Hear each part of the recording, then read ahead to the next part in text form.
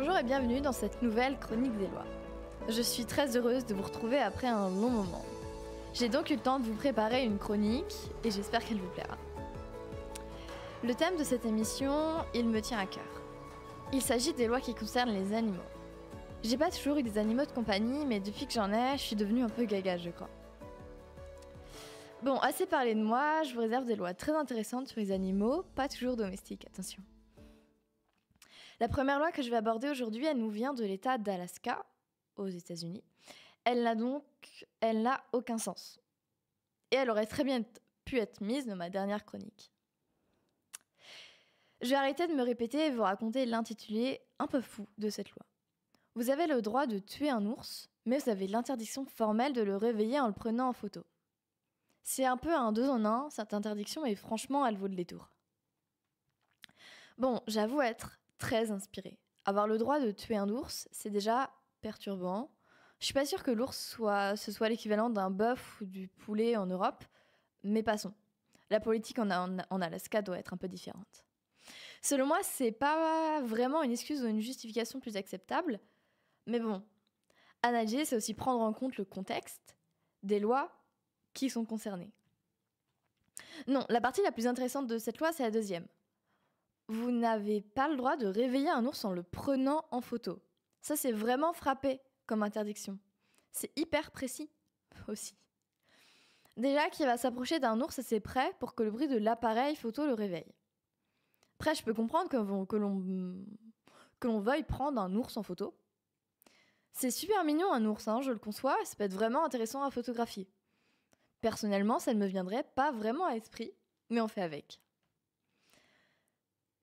Et pour moi, c'est juste normal de vouloir attendre que l'ours dorme pour le prendre en photo, parce que c'est beaucoup plus rassurant. Quand il est réveillé, je ne veux pas tenter. Ça reste mon opinion personnelle, bien évidemment, mais je ne m'approcherai jamais d'un ours réveillé, même 2 minutes. Surtout pas pour le prendre en photo. Sinon, il existe des photographes professionnels, ou en tout cas des gens qui sont qualifiés pour s'occuper de ces animaux et donc pour les photographier en toute sécurité. Et même pour ces personnes, elles prennent des précautions parce que c'est quand même une activité dangereuse. Les ours sont des animaux sauvages. Bon, après, ce qui est hyper ironique, c'est le fait de pouvoir ôter la vie d'un animal sans aucune conscience, mais par contre, le réveiller en le prenant en photo, là, c'est puni. J'avoue que ce raisonnement, il me dépasse. Des questions de priorité me traversent l'esprit. On préfère prendre des photos d'un animal que sa vie. Et je trouve ça abominable. Juste. Bon, je vais arrêter de déblatérer, je vais passer à la loi suivante.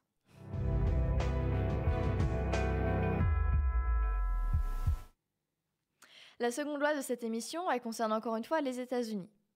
Donc aux États-Unis, lorsque l'on veut attraper un chien, on doit mettre des pancartes aux endroits où le chien passe souvent. Celle-là aussi, elle m'inspire un peu. Déjà, je me demande dans quel contexte on peut avoir envie d'attraper un chien. Bon, j'ai déjà 2-3 idées, mais je vais vous parler de mes hypothèses. Elles ne sont pas super précises, mais j'ai 2-3 idées vagues. La première qui vient en tête, c'est un refuge. Peut-être que quand on veut adopter un chien ou récupérer un chien abandonné dans la rue, on veut pouvoir l'attraper. Ça, c'est pas illogique. C'est peut-être la plus logique d'ailleurs des idées que j'ai eues. Les autres qui me viennent en tête après, elles sont pas hyper claires, mais je vais essayer d'être compréhensible pour vous tous. Dans la rue, parfois, la fourrière, elle ramasse des chiens. J'imagine qu'il y a un équivalent de la fourrière aux États-Unis. Et au bout de 10 jours, on les remet à l'adoption. Ou alors, on attend que les propriétaires les récupèrent s'ils sont pucés. Ça peut être aussi un autre contexte dans lequel on veut attraper un chien. Alors, je n'ai pas d'autres idées. J'aurais pu être plus imaginative, mais j'ai vraiment essayé de rester terre à terre. Parce que attraper un pauvre chien qui n'a sûrement rien demandé, j'avoue, ça m'intrigue. En attendant, on va s'intéresser au fond de cette loi. Il y a 2 remarques qui me semblent intéressantes. On est censé savoir où le chien passe, et le chien est censé savoir lire des pancartes. C'est 2 faits qui ne vont pas ensemble et qui n'ont pas de sens. On va prendre les chances de l'ordre, du coup. L'intention de cette loi, elle est super louable. L'intention de cette loi, c'est de prévenir le chien qu'il va se faire attraper. Mais cela implique que le chien comprenne la pancarte dans notre cas. Ce raccourci est super rapide, voire peut-être trop rapide, mais il se justifie. Aux États-Unis, les chiens ont des super pouvoirs où ils sont carrément humains, car ils savent lire. Je ne sais pas. Je me laisse un peu emporter parce que cette loi me paraît surréaliste. C'est quand même extraordinaire comme situation. Si les chiens savent vraiment lire seulement aux États-Unis, franchement, chapeau. Ou s'ils savent lire tout court et qu'on ne le sait pas, ça serait une super découverte. Mais peut-on vraiment les considérer comme des animaux s'ils savent lire ? Bon, je ne vais pas faire de philosophie maintenant, mais la question sera vraiment intéressante. La seconde question que l'on peut se poser, c'est de savoir exactement où vont les chiens pour les attraper et où ils passent à chaque fois. Si je suis ce raisonnement, ça implique de suivre les chiens potentiellement, ou de récolter les informations pour savoir où ils sont allés, pour savoir où placer les pancartes. Mais en parlant de ces pancartes, on y marque quoi sur ces pancartes ? Attention, petit chien, on va t'attraper. C'est suspect, non ? En tout cas, c'est pas si important, puisqu'un chien ne sait pas lire, en tout cas en théorie. Lorsque j'imagine la situation, c'est assez cocasse. On met la pancarte quand le chien n'est pas là, 5 minutes après, le chien passe, et là on l'attrape. On retire la pancarte, puis après c'est fini. J'avoue, je suis très intriguée. Mais je pense que j'ai bien analysé le fond de cette loi maintenant. Mais comment est-ce qu'on sait si cette loi a été respectée ou pas ? J'ai pas vu d'amende ou de peine de prison. Mais sans parler de mesures concrètes, le seul témoin, c'est peut-être le chien. Donc au niveau des risques, ça va. Hein. Bon, je crois que je n'aurai pas plus de réponses aujourd'hui. J'ai fait le tour de cette loi. Je vais passer à la dernière de cette émission.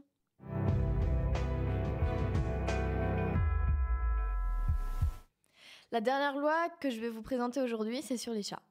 Je suis très contente de vous la présenter car j'ai un amour inconditionnel pour mes 2 chats et je pense vraiment qu'ils seraient contre la loi que je vais vous présenter maintenant.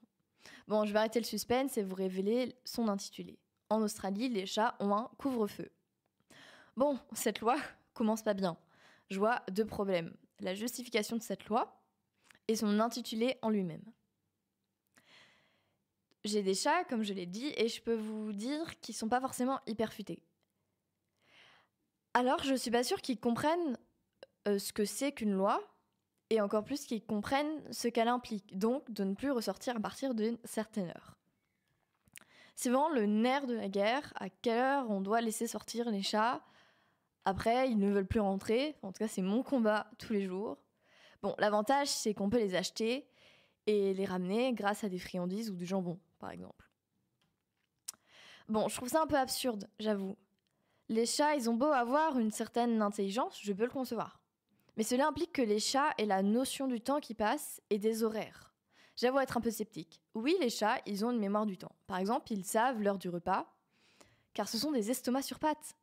Mais je ne suis pas sûre qu'ils savent qu'il est 20h pour autant. Quand je dis que les chats ont la mémoire du temps, je veux dire qu'ils connaissent nos habitudes. Quand on part de la maison, quand on va se coucher, quand il est l'heure de manger, et surtout pour l'heure du repas. Lorsqu'on change nos habitudes, ils le remarquent aussi. En tout cas, c'est ce que j'ai observé avec mon expérience personnelle. Après, savoir quand on mange et à quelle heure exactement on mange, je trouve que c'est différent. Bon, je vais arrêter de tourner autour du pot et m'intéresser maintenant au fond de cette loi. Le contenu de cette loi, c'est simplement le fait qu'à partir d'une certaine heure, les maîtres des chats ne peuvent plus laisser sortir leurs chats en liberté. Enfin, la loi australienne, elle nous permet quand même une condition. Si votre chat il veut vraiment sortir après le couvre-feu, il faut le promener en laisse. Alors là aussi, je mets un bémol. En plus de mes 2 chats, j'en côtoie d'autres dans ma rue et je n'en connais aucun qui accepte de se balader en laisse. J'ai testé de leur faire essayer un harnais et si je ne me souviens pas de leur réaction exacte, je m'en souviens suffisamment pour que cela me reste en tête. Ça s'est pas bien passé. J'ai même un chat qui ne supporte pas les colliers anti-puces ou même les colliers classiques. Alors, pour leur mettre une laisse, je ne vais pas tenter. D'ailleurs, entre nous, j'ai du mal avec le fait de promener son chat en laisse ou en poussette. En poussette, c'est plus rare, mais j'ai déjà entendu parler de ça. Ceux qui veulent le faire, ils le peuvent. Si le chat il est pas maltraité et qu'il accepte, c'est ok. En tout cas, selon moi. Mais dans mon imaginaire et dans tout ce que j'ai vu et ce de quoi je me nourris, pour moi, un félin comme un chat, c'est l'incarnation même de la liberté. Alors, vouloir mettre un chat en laisse, je trouve ça très moyen. Par contre, je ne serais pas contre de pouvoir emmener mon chat partout. Le pourquoi de cette loi, il est très intéressant aussi. Le couvre-feu félin, il a été instauré car le nombre de chats errants en Australie est très important. Et ces chats errants, ils menacent la faune sauvage. C'est donc pour cette cause que cette loi a été mise en place. Car il y a plus de 27 espèces qui sont menacées de disparition à cause des 2 millions de chats errants. Dans mon article source, j'ai lu qu'un chat pouvait tuer jusqu'à 186 créatures par an en Australie. Et ça, déjà c'est un nombre énorme, mais c'est que pour les chats domestiques. Les chats errants, par contre, ça monte à plus de 800. À un peu moins, 790 pour être exact, mais on va arrondir à 800 animaux par an. C'est énorme. Donc finalement, je comprends à peu près cette loi. Le pourquoi. Par contre, sur la méthode, j'ai encore un peu de mal. Bon, je crois que j'en ai fait le tour. J'ai été très heureuse de vous retrouver et j'espère que vous êtes autant amusés que moi. J'en ai terminé pour aujourd'hui. Je vous retrouve la semaine prochaine.